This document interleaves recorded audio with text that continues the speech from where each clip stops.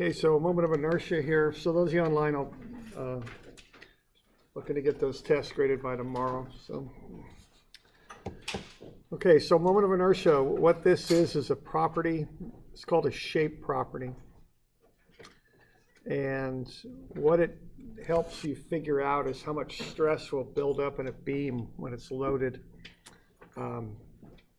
So the higher the moment of inertia, basically the lower the stress, and generally speaking, the less the bending in the beam. Okay, so that's what it is. Now the basic definition of this thing for I sub x. Now there is a thing with nomenclature on this that we want to keep straight. It's different than centroid. Okay, centroids are named after the axis. Excuse me, they're named after the direction. So centroids are named after the direction they're measured in. So x bar is measured in the x direction. Moments of inertia, though, are different. They have a different nomenclature system. It's kind of the opposite. Moment of inertia is named after the axis you measure about. So I sub x is measured about the x-axis.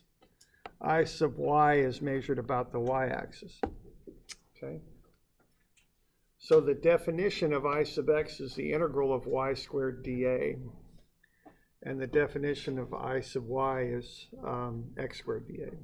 So keep that straight, okay, the nomenclature. Centroids are named after the direction they're measured in. Moments of inertia are named after the axis you compute them about. Okay.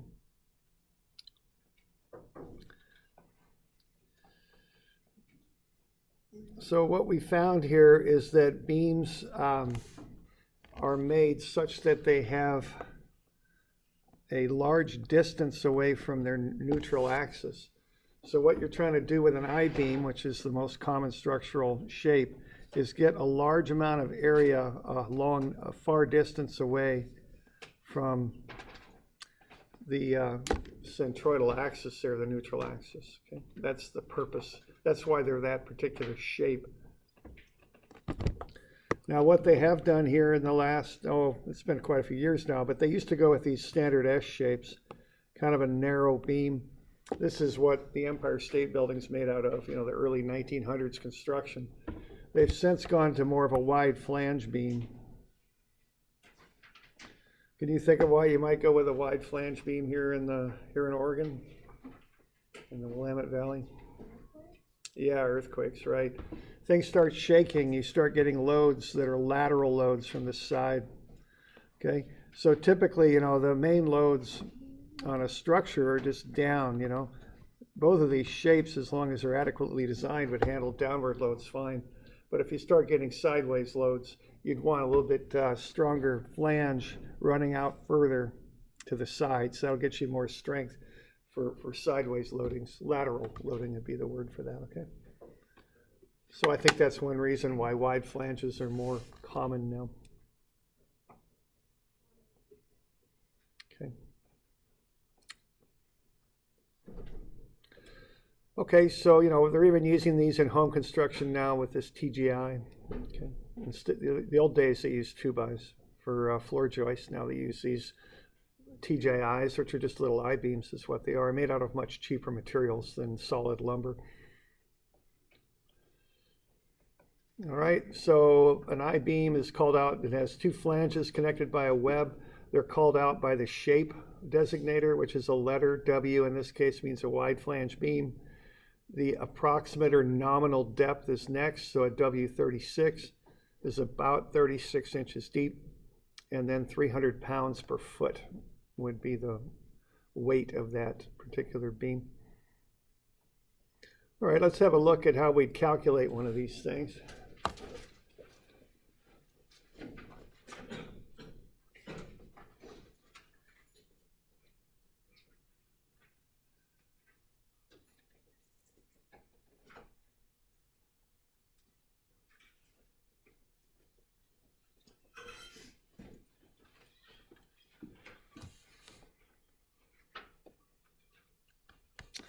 Okay, so we're going to use this basic definition of y squared dA. I mean, that's the definition of moment of inertia, so that's what we'll go with.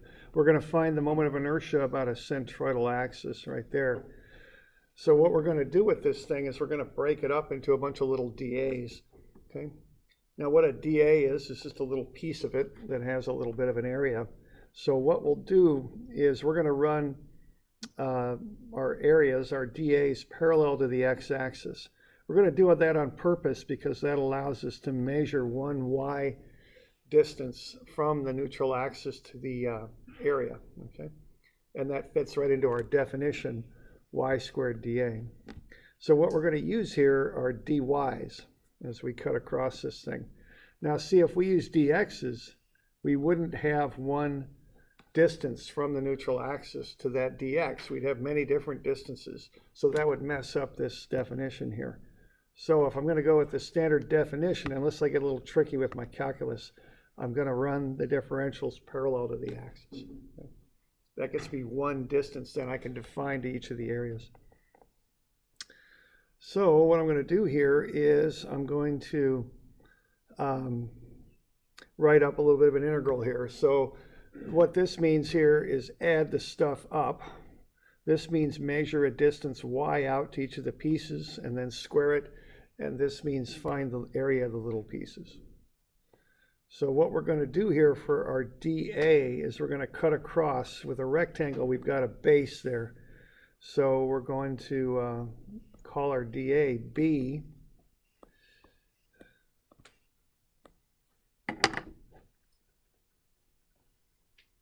B dy, okay? That's the area that we're going to use. The base times that dy will get us the area. And then we're just going to measure a distance y up to it.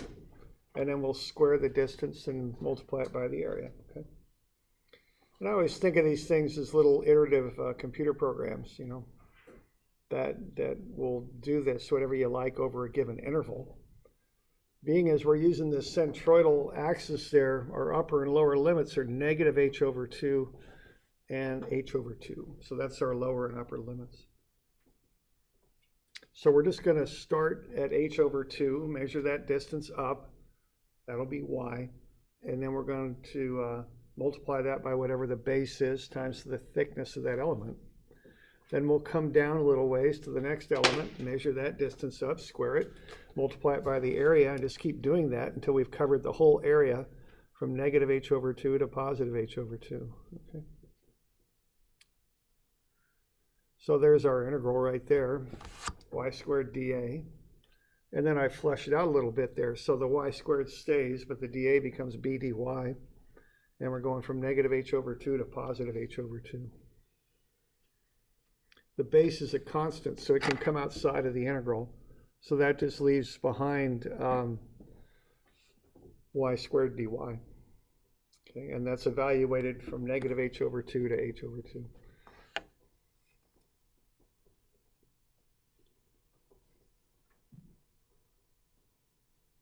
So when I integrate y squared, I'm going to get y cubed over 3. The base comes outside, and that's negative h over 2 to positive h over 2. So I'll plug in the h over 2. So it'll be b over 3 because I'm taking that 3 outside of the integral. So that's coming out. You know, it's going right there. And then I just take h over 2 cubed minus a negative h over 2 cubed. So that's b over 3 times h cubed over 8 minus a negative h cubed over 8. So what I get there when I evaluate that is b over 3 times 2h cubed over 8. The 2 and the 8 cancel and get me h over 4. H cubed over 4 times b over 3, so it's bh cubed over 12. So if you remember from statics, that's the formula for the centroid of a rectangle about its own, it's a formula for the moment of inertia of a rectangle about its own centroidal axis. Okay.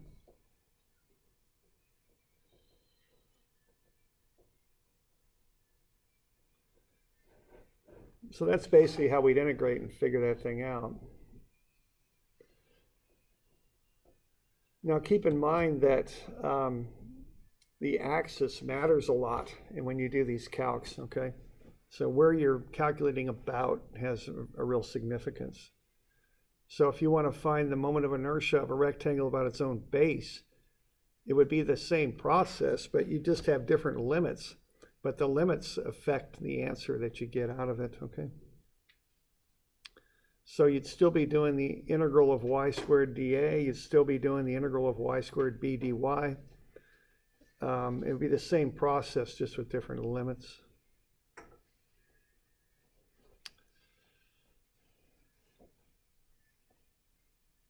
So what we would do, we do the integral of y squared b dy, but being as we're doing the moment of inertia of a rectangle about its own base, our line is down here, okay? So we're working about that line. So now instead of going from negative h over 2 to positive h over 2 at the centroid, we're going from 0 to h. Okay, so the integral of y squared dy then is y cubed over 3 from 0 to h, so that's bh cubed over 3. So you get a very significantly different moment of inertia of that rectangle just depending on where you put the axis. Okay.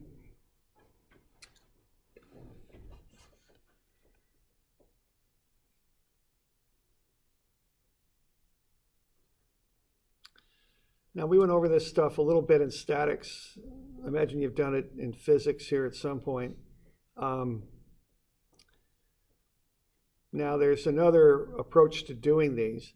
See, we know the moment of inertia of standard shapes. We can calculate them usually you find the moment of inertia of standard shapes about their own centroidal axis. So the common ones are a rectangle is bh cubed over 12, and then a triangle is bh cubed over 36. Okay. So when we start actually doing things in a more practical way, we use standard formulas.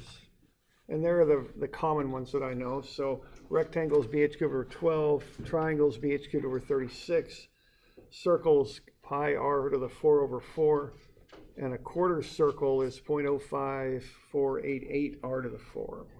Okay. Notice those funny units, you get length to the 4 for these shapes as the units of moment of inertia.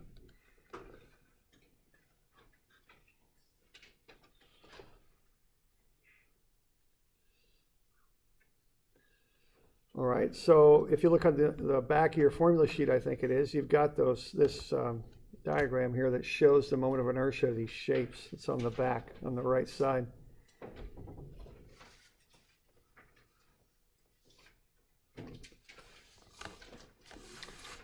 Now, commonly when you use these tables, what you've got is the moment of inertia of shapes about their own centroid is what you find there.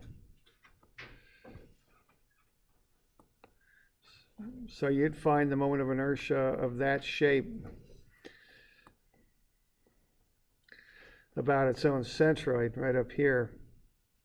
And then you'd find the moment of inertia of this lower shape as well about its own centroid. Now, when you start putting shapes together to create composite shapes, let's say we've got like a T-beam here, you can look up in a table and find the moment of inertia of this rectangle about that axis right there, that centroidal axis. And you can find the moment of inertia of the lower rectangle about its centroidal axis. But what you would want to do would be to find the moment of inertia of the whole shape about that neutral axis there. So what you need is a way to get from that centroidal moment of inertia to the moment of inertia of an axis that does not go through the centroid. Okay, and we have a formula for that. It's called the transfer axis theorem, sometimes called the parallel axis theorem. Okay, so if you want to find the moment of inertia about an axis that does not go through the centroid, what you do is you find the centroidal moment of inertia, then add a term of the area times the offset distance squared. Okay. So you find the area of the shape and then multiply it by the square of the offset distance and add that to I bar, and that will get you the I for your particular axis. All right, so I've got a little diagram here that shows basically what's going on there. If you've got the moment of inertia of this centroidal axis, call that I bar sub x. you could find the moment of inertia of any parallel axis you wanted just by taking that I bar x times the area of this shape times that offset distance squared. Okay.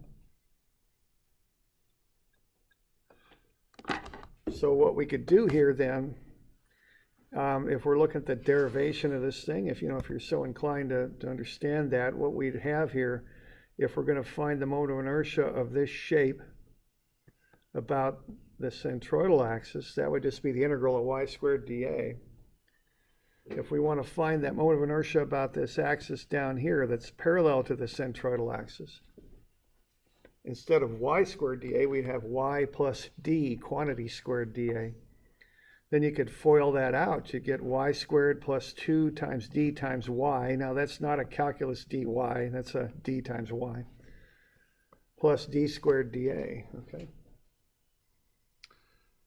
So that dA distributes through all three terms, so you're going to have the integral of y squared dA. We already did that. That's the centroidal moment of inertia right there. Then we've got the integral of d squared dA. Well, the integral dA is just a, so that's the AD squared term in the transfer axis theorem right here. Now this middle term is 2d, which is just a constant times y dA. Now this y distance is based about the centroid here, you'll notice. So basically there's a balance between the y's above and below that centroidal neutral axis. So that'll cancel out. That'll go to 0. This is part of the centroid formula, and you're right at the centroid, so the distance comes out to be 0. So that'll just cancel out. So the first term is just the centroidal moment of inertia. The last term is the AD squared, and the middle term cancels. That's what's going on there, okay? So there's your transfer axis theorem. It's I bar x plus AD squared.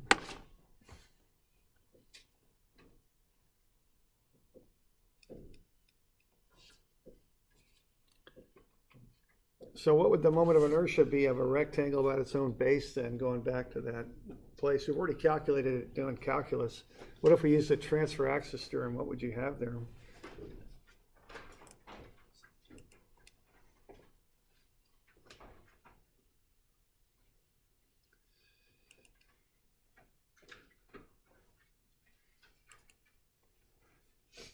Why don't you calculate that up, see what you got.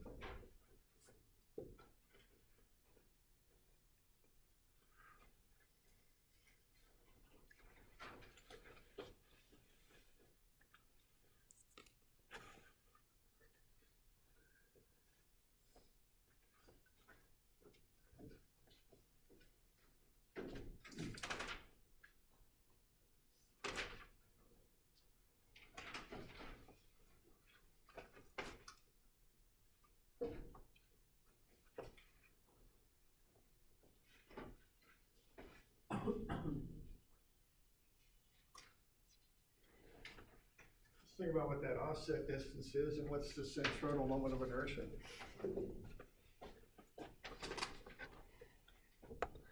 So I'd just be doing them one at a time. What's the centroidal moment of inertia for a rectangle? What's the area? What's the distance? We'll just plug it in. That's about it.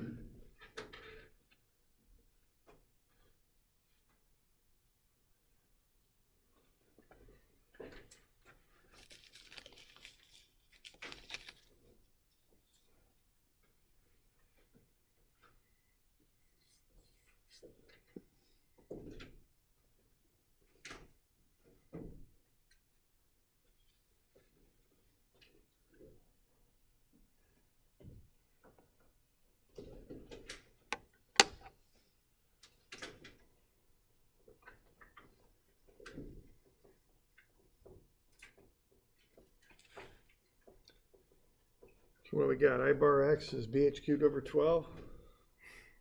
The area is the base times the height. And the offset distance, which runs from the neutral axis to the base, would be half of the height. It'd be h over 2. So it's bh cubed over 12 plus bh times h over 2 squared. And then you can work through the fractions on that. Bh cubed over 12 plus bh cubed over 4. Get a common denominator, multiply through by 3 there on that right-hand term. Add everything up, you get 4bh cubed over 12, bh cubed over 3. That'll simplify down to. Okay. So that's just another way to get the same answer. So we'll be using the transfer axis theorem here a good bit to figure out moments of inertia of I-beams and T-beams and stuff like that, okay? Any questions on that?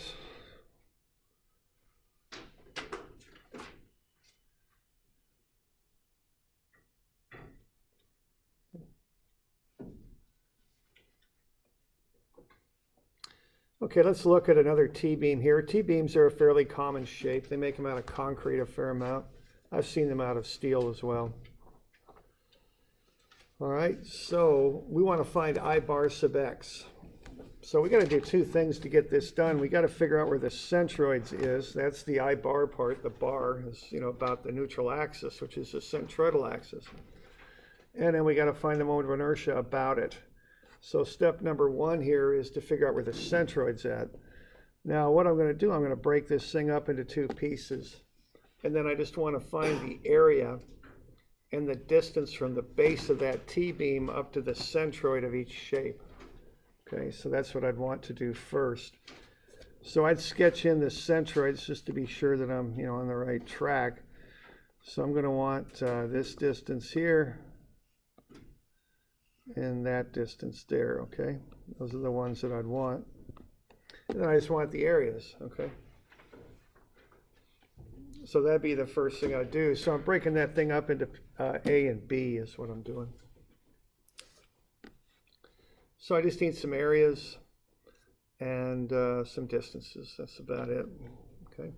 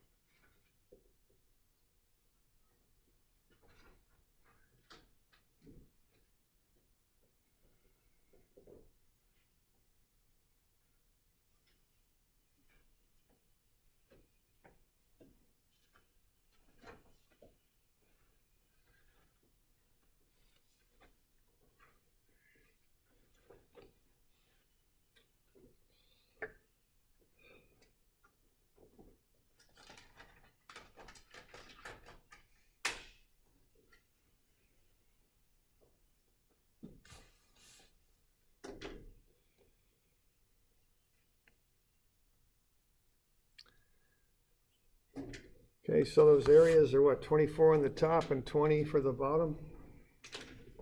And then those distances for the bottom it's got a height of 5, so half of that's 2.5.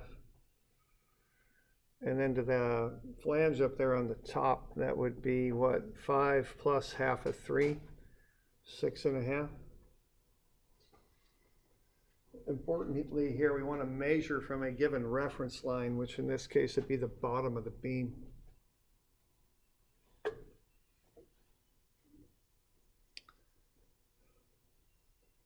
Y'all okay with that?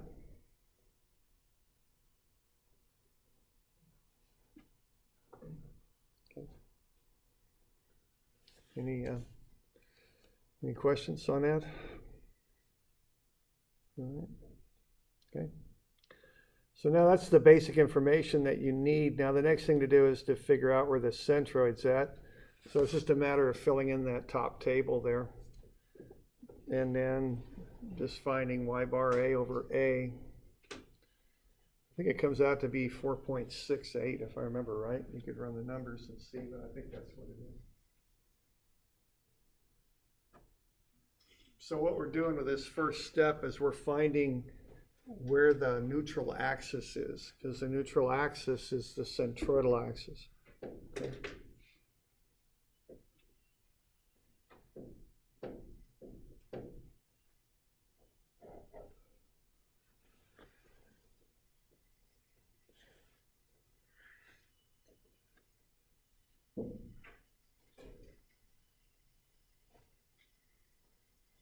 So just get those areas in there, add them up, find y bar times the area, add those up and divide them out.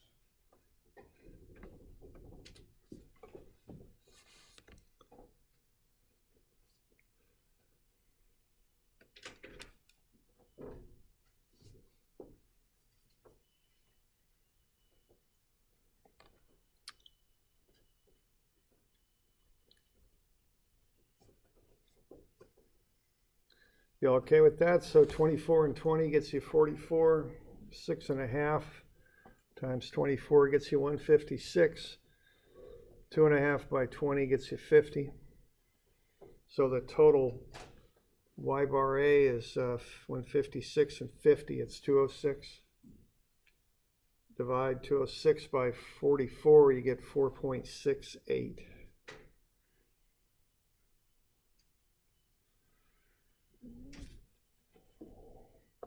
So, you know, the common sense of that, or whatever, the visual on it, is that the neutral axis then runs right there, 4.68 up from the bottom.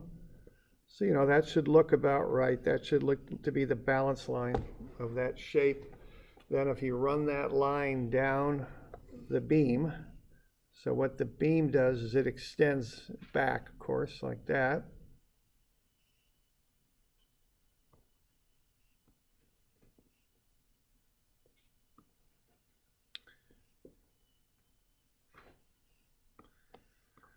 Something like that.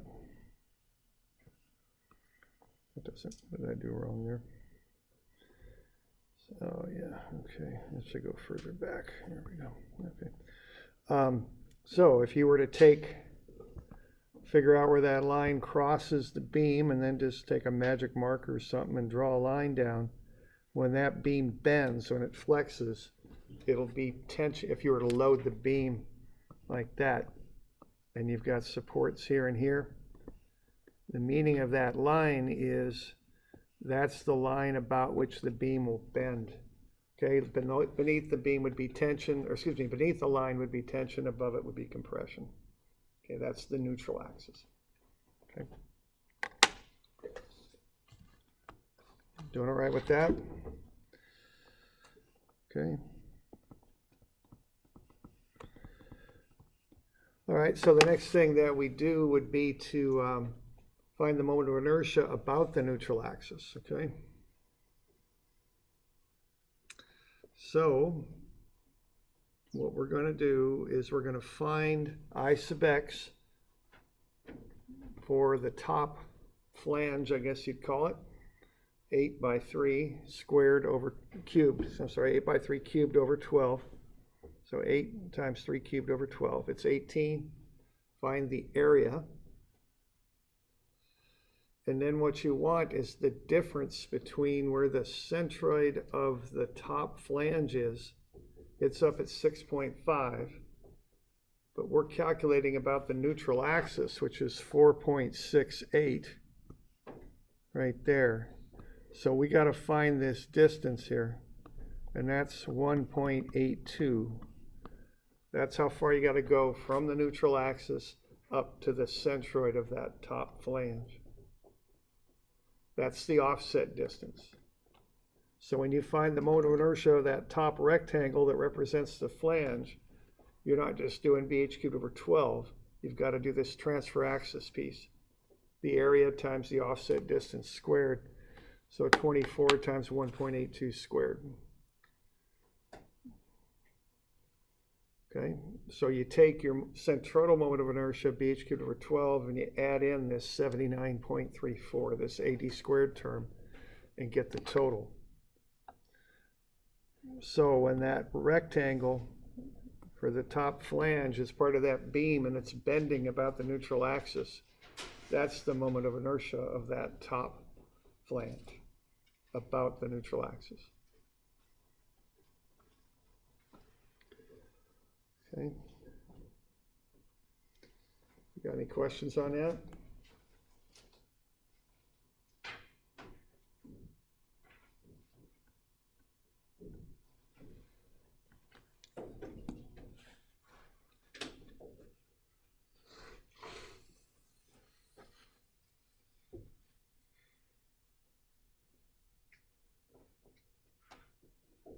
You want to run it for B there? Why don't you just do that to get this stuff kind of figured out, okay?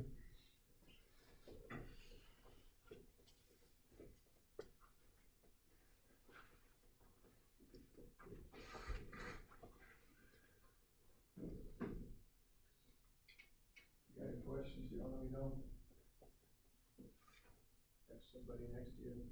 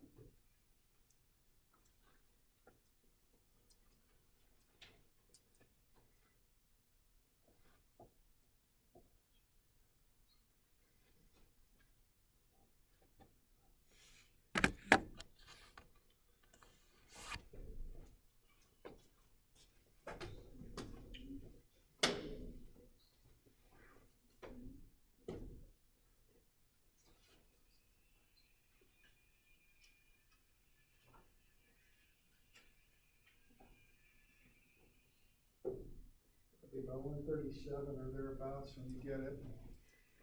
Then just add the two together to get the total. It's a little bit short of 137.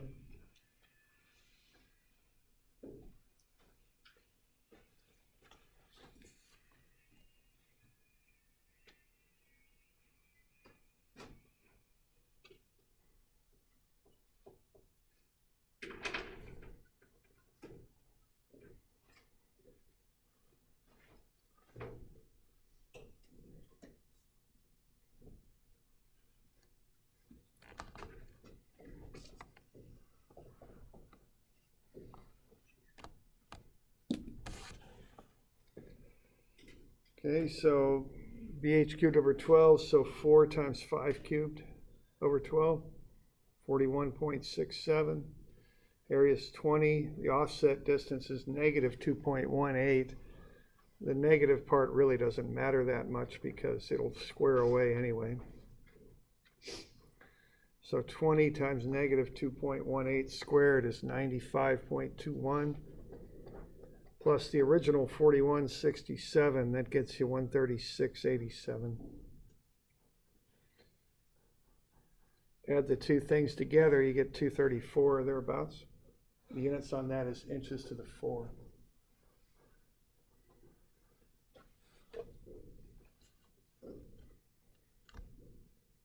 Y'all okay with that? Remember that stuff? Now this, again, just to keep in mind why we're doing all this, we're going to find beam stresses is what we're going to do, and the overall formula for doing that, which we'll get to later, but it's this is probably one of the most used formulas in structural type engineering. It's MC over I. That's how you find the stress that builds up in a beam. So C is based on where the centroid's at. It's how far you got to go from the middle of the beam to the outside edge, because that's where the stress maximizes. And I is the moment of inertia for the whole beam. So what we're left with is M. That's the next thing we got to figure out how to find, okay? Now M is off the moment diagram, if you remember that from statics. So that's the next thing we'll look at, are moment and shear equations and diagrams, okay?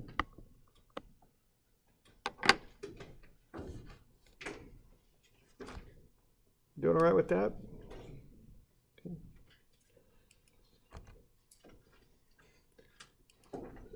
Now, before we dive into the diagrams and all that, and the equations is where we'll start. Let's be sure that we remember how to do reactions, okay? Something that you might remember from statics. We're going to just be doing 2D stuff. So the stuff is right there. Sum of fx is 0, sum of fy is 0, and sum of moments about any point you really want to analyze is 0. Okay? Those are the three equations of statics, they call them. So why don't you use those three and figure out the reactions on this one. Just a simply supported beam with a 2,000 Newton load there. 8 meter total span, the 2,000 is 6 meters over from A.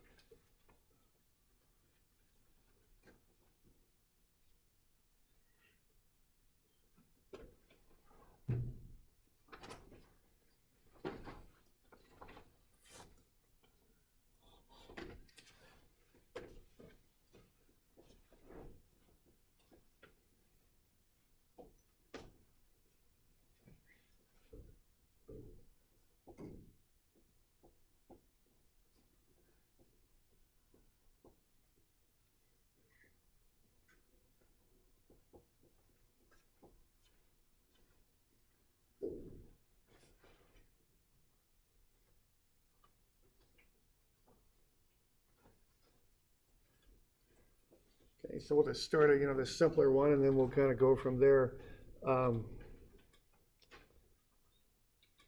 Probably ought to be getting about 1,500 and 500, I think, by the time you're done.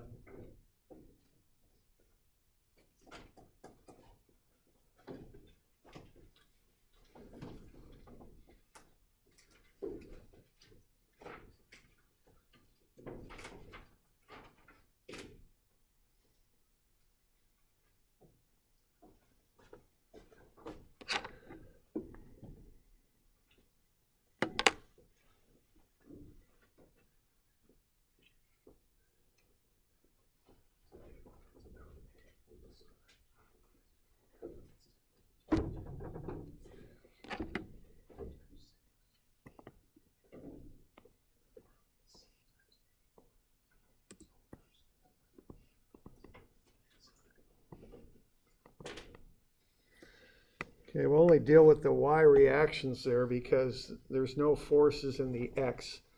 So we could pretty well assume that any of the X forces or reactions are going to be zero. So there's a strategy to this stuff. You start by taking moments, usually. Force equations are a little limited in what they can do for you because we've got two Y forces. So sum of Fy equals 0 will get us two unknowns. I like to avoid that if I can. So what I would do, I'd take moments about a point, let's say A or C. By doing that, I'll eliminate, let's say I take moments about A.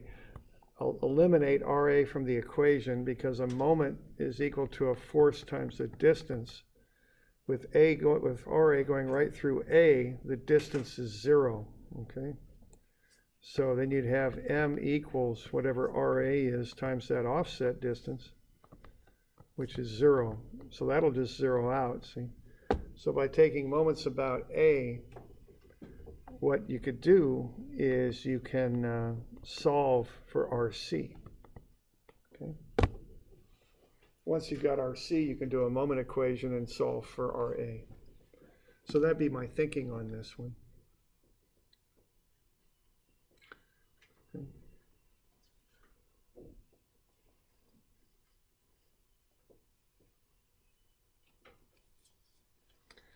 Okay, so sum of MA, I'd set that equal to 0. And then I'd solve for RC. 2,000 times 6 meters. That'd be negative because that's a clockwise moment. It's coming around that way. So that's negative. Then I'd have plus, because it's positive, 8 RC. So one important thing here is you reference always from A. So that's 6 right there. But it's not 2 meters for the moment arm. For C, it's 8 meters, okay? So remember that. It's common to make that error whether you see that 2 there. You use 2 meters for the moment arm. It's not. It's 8. And that'll get you 8 RC then is 12,000. So RC is 1,500. Sum of Fy would be 0, and that's RA up minus 2,000 plus 1,500. So RA is 500. Okay.